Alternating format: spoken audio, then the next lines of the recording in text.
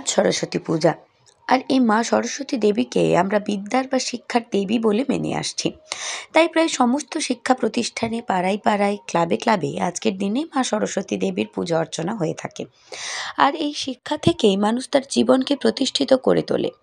কিন্তু বর্তমান সময়ে দেখা যাচ্ছে একজন ছাত্র বা ছাত্রী সে শিক্ষিত হলেই যে চাকরি পাবেন, তার জীবনকে প্রতিষ্ঠিত করে তুলবেন, তার কোনো গ্যারেন্টি নেই। দীর্ঘ বেশ কয়েক বছর রাজ্যে কোনো সরকারি রিক্রুটমেন্ট নেই বললেই চলে।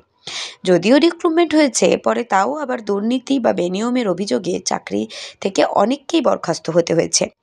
এমন চিত্র সকলে হয়তো নিজের চোখে না দেখলেও বিভিন্ন সংবাদ মাধ্যম, পত্রপত্রিকায় দেখা বা শোনা গেছে। আর এই শিক্ষা দুর্নীতির থিমকে সামনে রেখে মা সরস্বতী দেবীর পূজা অর্চনায় মাতোয়ারা হয়ে উঠেছেন গোঘাটের বেতমণি মল্লিকপাড়া এলাকার কচিকাঁচা থেকে ইয়ং জেনারেশন সহ বয়স্করাও। এ বিষয়ে ঠিক কী জানাচ্ছেন ওই পুজো কমিটির সদস্যরা, দেখুন বিস্তারিত। বছর বিগত এই পুজোটা কি মানে ক্লাবের পুজো না পাড়া? না, পাড়াগত পুজো, সবাই মিলেই করা হয়।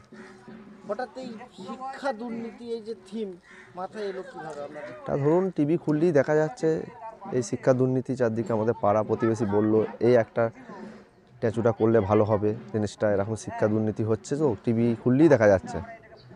এখন তো বিভিন্ন স্কুলে দেখা যাচ্ছে যে কোনো স্কুলে ছাত্র আছে তো মাস্টার নাই। হ্যাঁ, এটা তো হচ্ছেই। কি হচ্ছে? স্কুলে মাস্টার থাকলে ছাত্র নেই, ছাত্র থাকলে ছেলেরা নেয়, এরকম হচ্ছে। এই কারণেই কি? হ্যাঁ, এই কারণেই হয়তো। এই জন্যই দুর্নীতি নিয়ে তো অনেক নেতা মন্ত্রীও জেলে গেছে। হ্যাঁ, অবশ্যই গেছে। কোথায় গেছে? তিহার জেল। সেই থেকে এই ভাবনা? হ্যাঁ, সেই থেকে এই ভাবনা। এখানটা কোন জায়গা? বেতমণি মল্লিকপাড়া। আপনার নাম? সঞ্জু মল্লিক।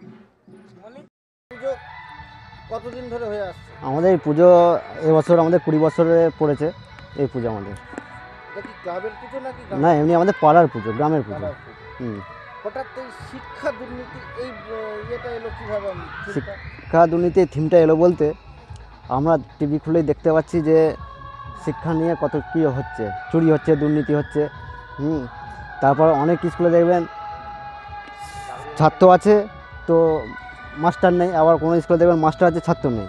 ঠিক আছে, এরকম চিন্তাভাবনা। তারপর আমরা পড়াশোনা করছি, কোনো রকম কোনো রিক্রুটমেন্ট নেই। বাবার পয়সা খরচা করে আমরা পড়াশোনা করছি, কোনো চাকরি বাকরি নেই। হ্যাঁ, এই জন্যই আমাদেরকে গ্রামের মানুষ ভাবিয়েছে এই থিমটাকে তুলে ধরার জন্য। আমার চেষ্টা করেছি এই থিমটাকে রাখার জন্য। প্রতি বছরকে বিভিন্ন রকম থিমের মাধ্যমে? হ্যাঁ, আমরা প্রতি বছর থিমের মাধ্যমেই পুজো করি। এখানটা কোন জায়গা? এটা বেতমণি মল্লিকপাড়া। আপনার নাম? আমার নাম হেমন্ত মল্লিক। আপনি কি ক্লাবের? আমি এই ক্লাবের সদস্য।